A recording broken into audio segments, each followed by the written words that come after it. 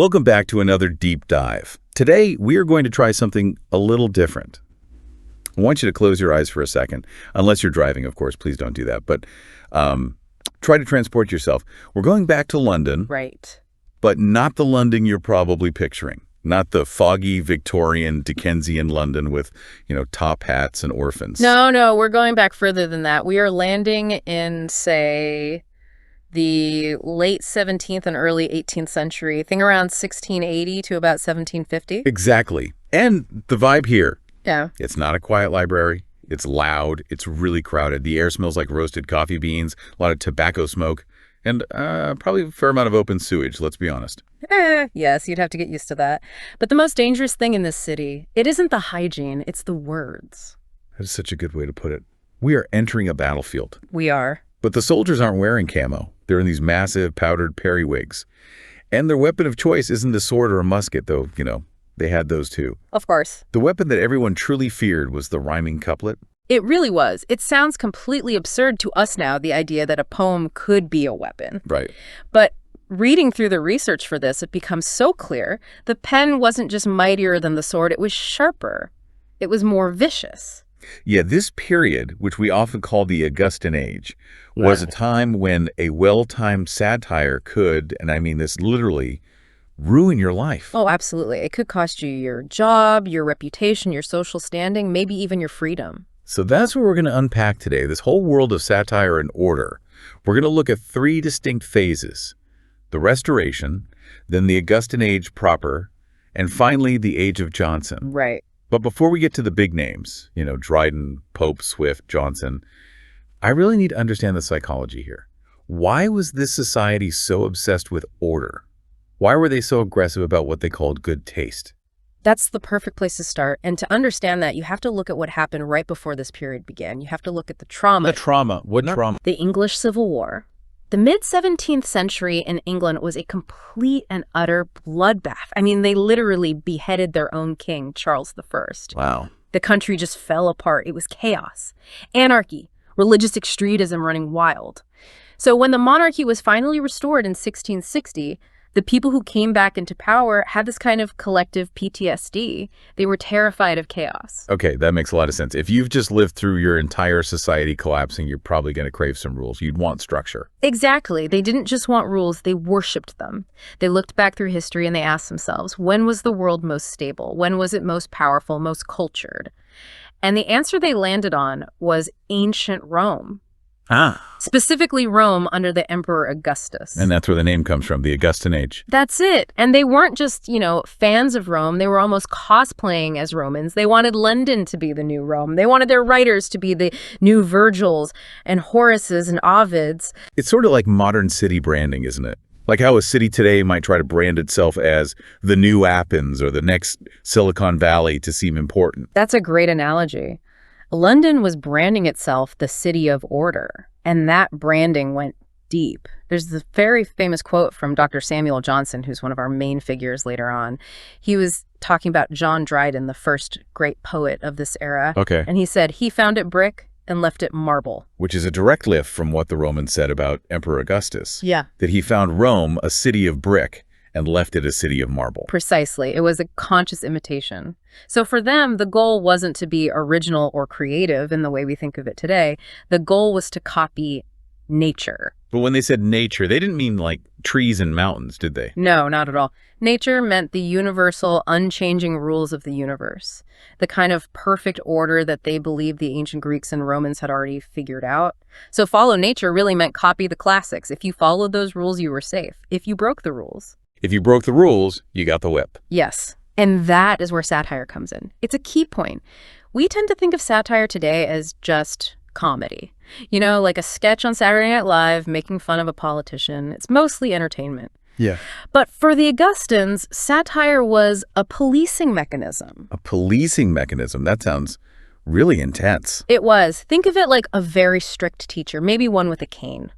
If society is the classroom and someone starts acting out, being irrational or tasteless or politically corrupt, the satirist's job was to publicly humiliate them back into line. But wait, that gives the writers an enormous amount of power, doesn't it? I mean, who gets to decide what's stupid or tasteless? That is the crucial question. And the answer, more often than not, was whoever has the best patron. Of course. The money. It always comes back to the money. Always. We have to talk about the economics for a second. Writers in the 1700s, especially at the start, couldn't really make a living just by selling books to the public. That model wasn't fully developed yet. They needed a sponsor, a rich lord, a powerful politician. So you're basically a hired gun. Yeah. A writer for hire. In many ways, yes. And because the politics of the time were so incredibly polarized, you had the two main parties, the Whigs and the Tories, who hated each other with a passion that honestly makes modern politics look kind of friendly. Man, that's saying something. It is. Writers had to pick a side to survive. So let me get this straight. If I'm a writer and I want to eat, I have to join, say, Team Whig or Team Tory. Yeah. And then my job is to use my wit to absolutely destroy the other side in print. Correct. And this created a culture of just intense jealousy and brutal competition. It wasn't just, oh, I hope to write a good poem. It was, I need to write a poem that destroys my rival so I can get his funding and his position. It's so interesting because the popular image of a poet is this, sensitive soul gazing at the moon. Right. But these guys sound more like literary assassins. Alexander Pope, who we'll get to in a bit, wrote an entire epic poem, a huge work called the Dunciad, that literally translates to the Epic of the Dunces. And it was written specifically to attack every single minor writer, critic, and academic who had ever criticized him. He lists them by name. He describes them diving headfirst into open sewers. It's unbelievably petty, but at the same time, it's considered high art. That's a dangerous combination. High art and very low blows. That is the absolute essence of the Augustan age. Okay, let's get into the specifics then. We have these three main phases to cover. Let's start with the first one, the Restoration. This is the late 1600s. Who's the main character here? The heavyweight champion of this era, without a doubt, is John Dryden. They even called him Glorious John. Glorious John. He sounds like a wrestler or something. He had that kind of presence. Dryden was called the father of English criticism. He basically set the standards for the next century. He was the poet laureate. He was the royal historiographer. He was the official voice of the establishment. So the king comes back to the throne in 1660. That's Charles II. And Dryden is his guy. Yes. And being the king's guy was a very tricky job because King Charles II had let's say a messy personal life that spiraled into a full-blown national crisis. And this is the backstory for Absalom and Ahithophel. Oh. Right? I was reading the notes on this, and it's just wild. It's a Bible story, but it's not really a Bible story at all. It's probably the greatest political allegory in the entire English language. So here's the situation. King Charles II is getting old. He has plenty of children, but they're all illegitimate. He has no legal heir with his actual queen. That's a pretty big problem for a monarchy. A huge problem. So the next person in line for the throne is his brother, James, the Duke of York. But there's a catch. James is a Catholic. Oh. And at this time, England is in the grips of this massive anti-Catholic panic. There are conspiracy theories flying everywhere, the so-called popish plot. People are terrified that the Catholics are going to take over, murder all the Protestants, and, burn the country down. So the public is basically saying, we don't want the Catholic brother. Who do they want instead? They've latched on to Charles's favorite illegitimate son, the Duke of Monmouth. He's handsome, he's charming, he's a Protestant, he's the people's darling. And there's this powerful politician, the Earl of Shaftesbury, who is whispering in Monmouth's ear, telling him, "You should be king. Your father is old. Take the throne now." So we're talking about a potential revolution here. Exactly. It was called the Exclusion Crisis. Yeah. So now, imagine you're John Dryden, you're the poet laureate, you support the King, Charles, and you support the legitimate line of succession, which means James. You have to write something to stop this rebellion from happening. But you can't just write a pamphlet that says, hey, Shaftesbury's a traitor, right? No, that's too blunt. It might even get you in legal trouble for treason or libel if you can't prove it in court. You have to be more clever. So he goes to the Bible. He pulls an absolute masterstroke. He decides to retell the story of King David from the Old Testament from the book of 2 Samuel. Okay, let's map this out for everyone listening because this is key. All right. So, in the poem, King David, who is wise but flawed, represents the current king, Charles II. That makes sense. Both were kings, both had, let's say, complicated love lives. Yes. Then you have Absalom.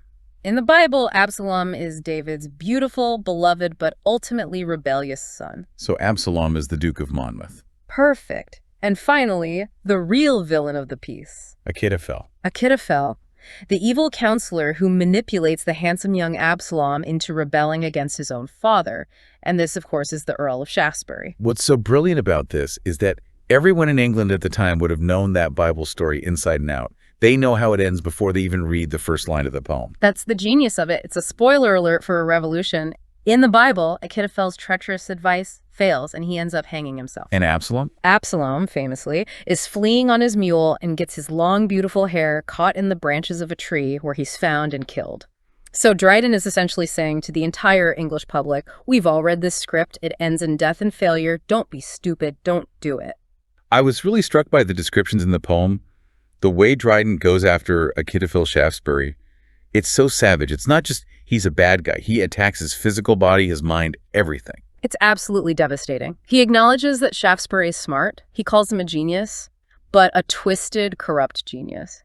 He describes him as having a fiery soul trapped inside a pygmy body. I have the line here. A fiery soul which, working out its way, fretted the pygmy body to decay. Isn't that incredible? The idea is that his mind is so overactive with schemes and plots that it's literally burning his small, weak body from the inside out. He calls him a shapeless lump. It creates this unforgettable image of a man who is physically repulsive precisely because he is morally corrupt. And how does he treat the son, Absalom or Monmouth? Is he just as vicious with him? No, much more gently. And this is also very clever. Remember, Monmouth is still the king's son. Dryden can't trash him too hard without offending the king. Good point. So he paints him as beautiful, charismatic, but essentially empty-headed and shallow. He's a victim of flattery.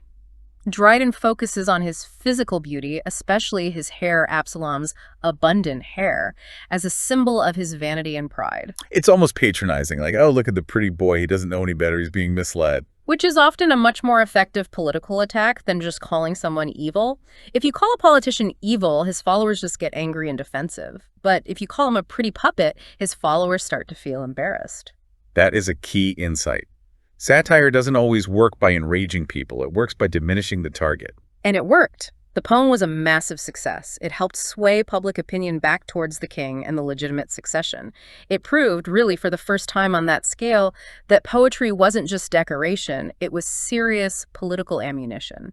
Okay, so Dryden lays the foundation. He builds the brick structure. But then we move into the early 1700s, and we get the man who turns it into marble. Yes. Alexander Pope. The technician. Alexander Pope is, and this is just my opinion, but I think he's the most technically gifted poet in the history of the English language. Wow, that is a big claim. Well, if you look at the pure mechanics of his verse, the craftsmanship, it's just flawless. He took the form that Dryden had been using, the heroic couplet, and he polished it to absolute perfection. Okay, we've used that term a few times now, heroic couplet. Let's break it down for anyone who isn't, an English major. What actually makes a couplet heroic? It's actually quite simple on the surface. It's 2 lines of iambic pentameter. Right, iambic pentameter, 10 syllables per line with a rhythm like a heartbeat. Da-dum, da-dum, da-dum, da-dum, da-dum. Exactly. And the 2 lines have to rhyme at the end. So you get a pattern of AA, BB, CC, and so on. Okay, so the cat sat on the mat. It was a very hefty cat. That's a couplet. Technically, yes. But the thing that made Pope's couplets so special was that they were closed. This is the secret sauce. Closed, what does that mean? It means the thought, the complete grammatical sentence, begins and ends within those 2 lines. It doesn't spill over into the next couplet. It's a self-contained unit of logic. Ah, I see. So it's like a single solid brick. Exactly. It's solid. You can build a wall of argument with them. Think of it like a proverb or an aphorism. You have this very limited space, 20 syllables, to make your point, land the joke, and get out. It has to be incredibly precise. It reminds me of, coding or maybe a mathematical equation. It has to balance perfectly. That's a fantastic analogy. Pope was obsessed with balance and symmetry. He would often use a technique called a susura, which is just a pause in the middle of the line, to create this sort of seesaw effect. Listen to this famous line from his essay on criticism. To err is human, pause to forgive, divine. Whoa. Yeah, it's perfectly balanced. To err is human on one side of the pause, to forgive divine on the other. It feels inevitable, doesn't it? The very structure of the sentence convinces you that the statement is true. It sounds less like an opinion and more like a law of physics. Pope wrote so many lines like this that have just become part of our DNA. A little learning is a dangerous thing. That's Pope. I had no idea. That's Pope. Fools rush in where angels fear to tread. That's also Pope. But I can see how that style could get exhausting after a while. Yeah. It's so relentless. It's like a clock ticking. Click, clack, click, clack, click, clack. You are not the only one to feel that way. Later critics, especially the Romantics, hated it. The poet William Cowper said Pope made poetry a mechanic art. He compared Pope's verse to a rocking horse, just back and forth with no natural variation. But Pope's friends, they defended him, right? Oh, fiercely. Jonathan Swift defended him.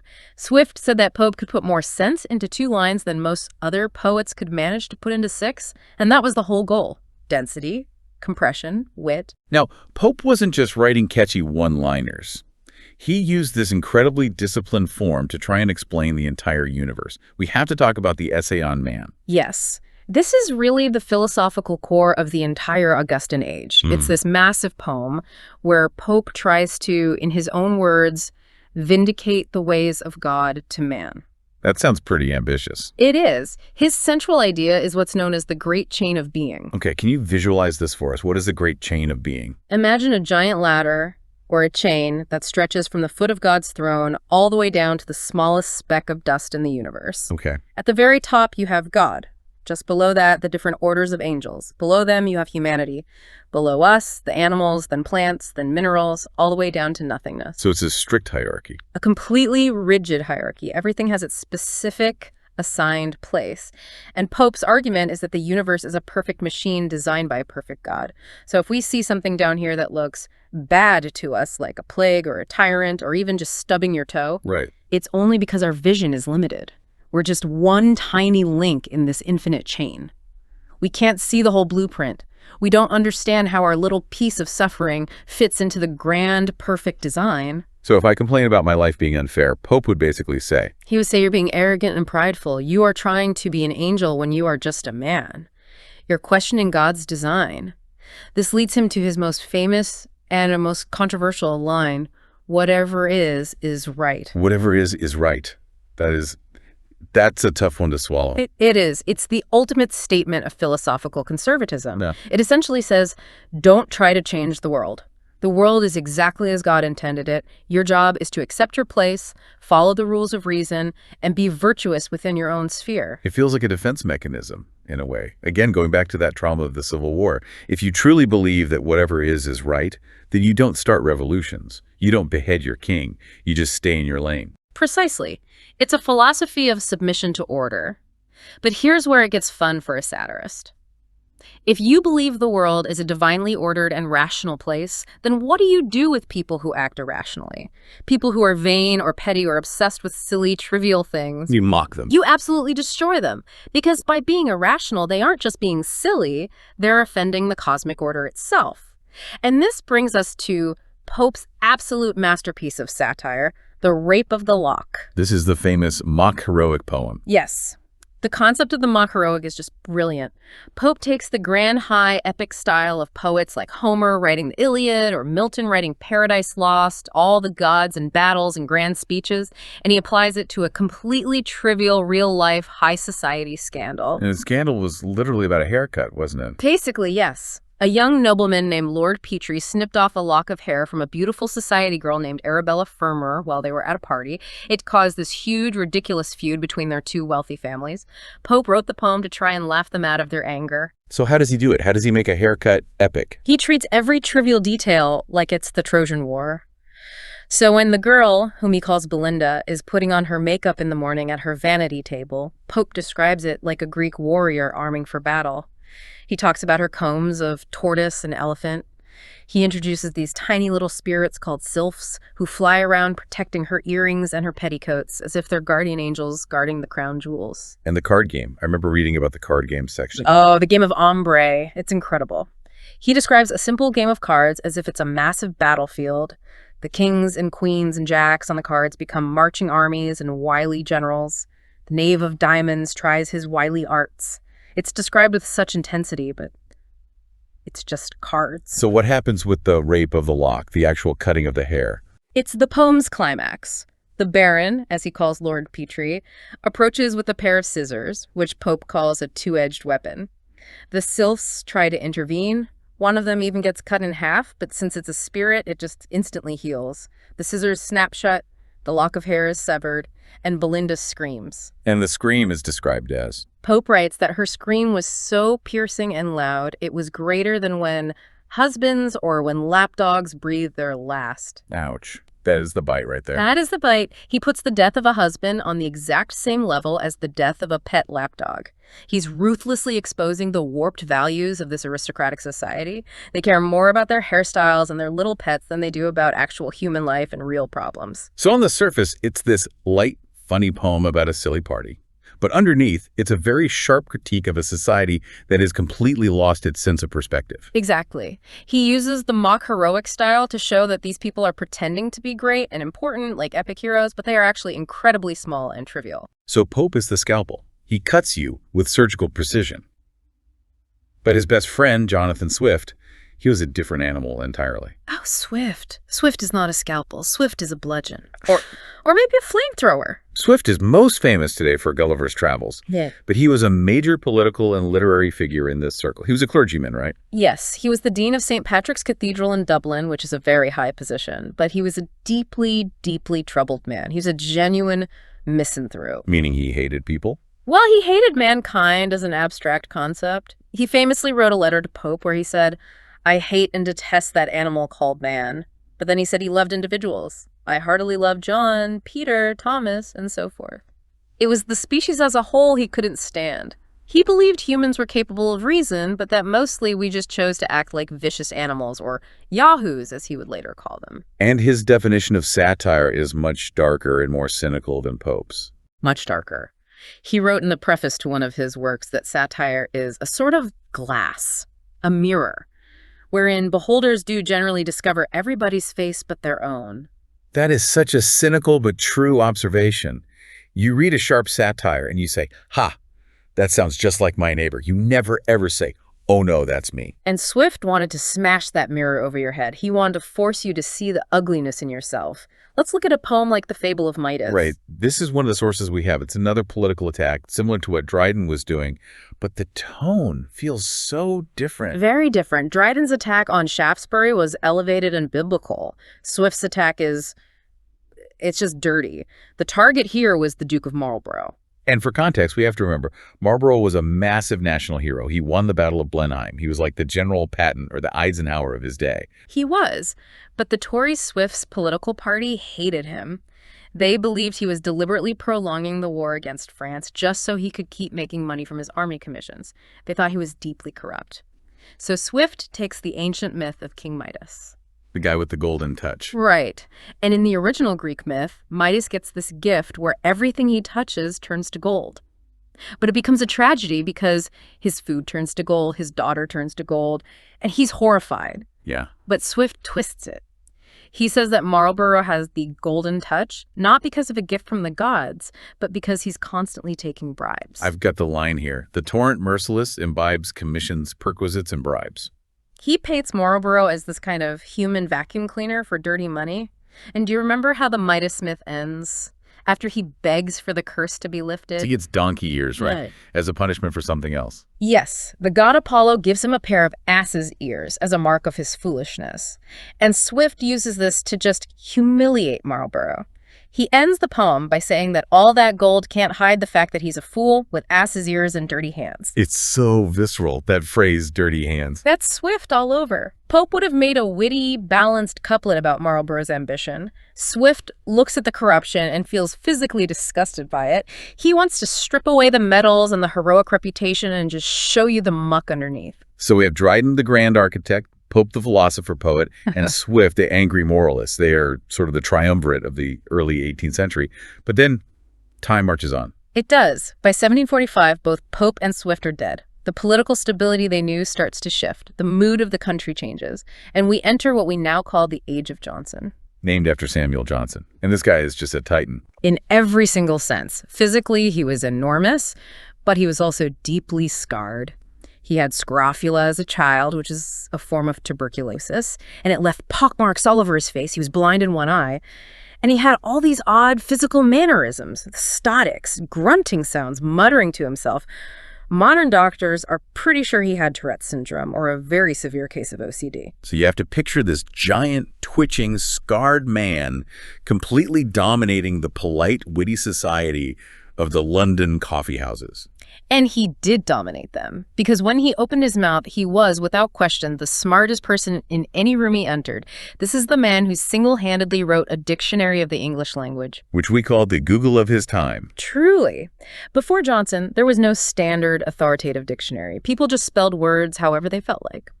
Johnson spent years reading the best of English literature and defining every word, illustrating its use with quotes from the great writers. He effectively organized the entire English language. So he brought order to the language itself. There's that word again. Order. Johnson was the last great defender of those Augustan values. He believed in reason, he believed in morality, he believed in structure. But, and this is the key, but he was much less optimistic than someone like Pope. So Pope said, whatever is right. What did Johnson say? Johnson looked around at the world and said, actually, there's a lot of misery here, and a lot of it doesn't make sense. His great poem is called The Vanity of Human Wishes. The title is kind of a spoiler. It absolutely is. The poem is an imitation of the Roman satirist Juvenal. But where Pope was often light and witty, Johnson is heavy and somber and moralistic. The whole poem is just a long, sad catalog of famous people who got exactly what they wanted in life and ended up regretting it. Let's look at some of the examples he uses. Cardinal Wolsey. Wolsey. He was the most powerful man in England under King Henry VIII. He practically ran the country. Johnson describes him rising to full-blown dignity. But then, one day, the king turns on him. He loses everything overnight. He dies broken and disgraced. And Johnson basically asks the reader, was all that ambition worth it? And Charles XII of Sweden. The Alexander of the North. He was this brilliant warrior king who conquered half of Europe in his youth. He seemed invincible. Until he wasn't. He pushed his luck too far, invaded Russia in Winter Bad Idea, and lost his army. He was eventually killed, but not in some glorious duel. He was shot by a random stray bullet while inspecting a trench in the dark. That's the real tragedy. It wasn't even a heroic death in the end. And Johnson just hammers the point home. He writes, he left the name at which the world grew pale to point a moral or adorn a tale. Wow. Your entire life, all that conquest and suffering, just to become a moral lesson for a poet a century later. Johnson's whole point is that secular hope, that is, hoping for worldly things like money, power, beauty, fame, is a trap. It's all pointless. They mount, they shine, evaporate, and fall. So if the world is a trap and worldly wishes are vain, what's the escape? Is Johnson just a nihilist? No, not at all. He's a deeply devout Christian. His solution is what you could call Christian stoicism. He says, you have to stop trusting in your own schemes and ambitions. You have to stop trusting in reason alone to make you happy. You have to completely submit your will to God.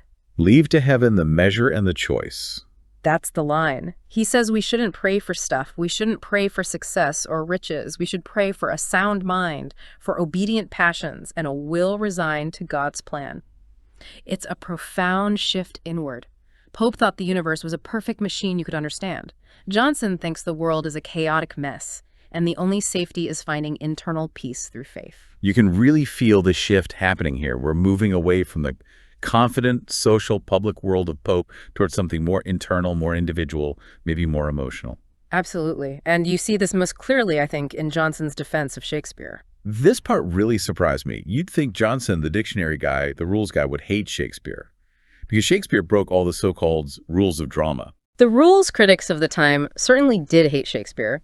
They were obsessed with this idea of the unities, specifically the unity of time and the unity of place. Can you explain that? The idea, which they sort of got from Aristotle, was that for a play to be realistic, it had to follow certain rules. The unity of place meant the whole play should be set in one location.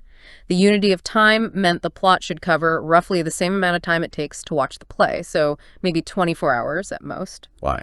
They thought if you changed the scene from Venice in Act 1 to Cyprus in Act 2, the audience would get confused and say, hey, we can't travel that fast. This isn't realistic. Which seems incredibly insulting to the audience's intelligence. That is exactly what Johnson said. He wrote this famous preface to his edition of Shakespeare where he just destroys these critics. He says, look, the whole point of drama is that it's a delusion. The audience isn't stupid. They know they're in a theater in London. The spectators are always in their senses and know from the first act to the last that the stage is only a stage. So he defends Shakespeare based on a different kind of realism.